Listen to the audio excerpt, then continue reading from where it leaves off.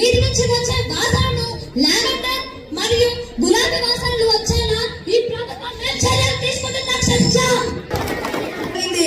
పాత పాలకులు కూడా ధైర్యంపై ఖర్చు పెట్టిన డబ్బులు వారు వాసన చూడకుండానే ఉండేశారు. అందుకే మాకు ఇప్పుడు వాసన వస్తుంది. మేము డ్రైనేజీలో వాసన మార్చడం కాదు, వాటిని పూర్తిగా మూసివేసి భూగర్భ డ్రైనేజ్ వ్యవస్థ ఏర్పాటు చేస్తున్నాం.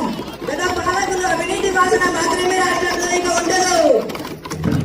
స్మార్ట్ విలేజ్ రైతుల కోసం ఆధునిక వ్యవసాయ పద్ధతులు, వాతావరణ హెచ్చరిక వ్యవస్థలు అమలు చేయడానికి ప్రభుత్వం కేటాయించిన బిల్ ఎంత?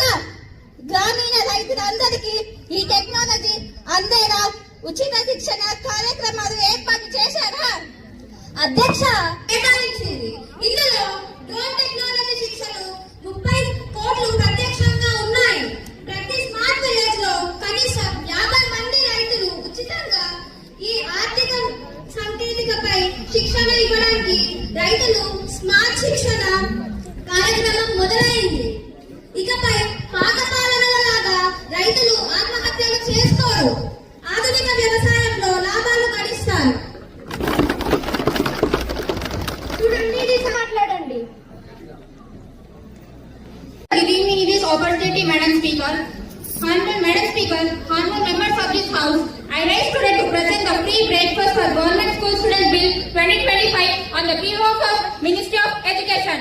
Honorable Madam Speaker, this bill aims to introduce nutritious and free breakfast for all children studying in government and government-aided schools across our state. Across many regions, especially rural areas like our Nalgonda district, children often come to school without eating properly because of the economical challenges at home. Therefore, our ministry strongly believes that no child should study with an empty stomach. Honorable Madam Speaker, the main objectives of this bill are to reduce the classroom hunger, to improve students' attendance, and to enhance concentration and learning outcomes.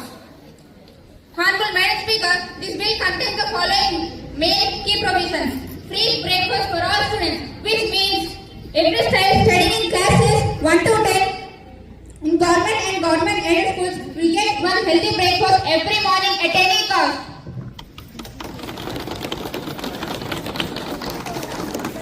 అడగవలసిందిగా కోరుతున్నాను.